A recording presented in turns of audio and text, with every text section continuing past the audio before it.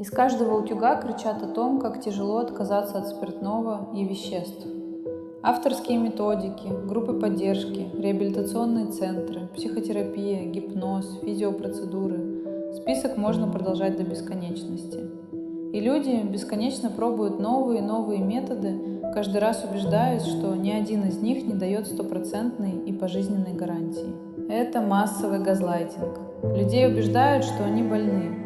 Для этого подключают СМИ, кино, литературу, музыку, интернет. Познакомиться с альтернативным взглядом на проблему попросту невозможно. Его просто не дают. Слишком многое поставлено на карту. Фармацевтические компании создают новые лекарства – метадон, бупринорфин. Но это не лечение, а новая форма рабства. Меня зовут Карина Мацуева. Я автор книги «Проклятый гений».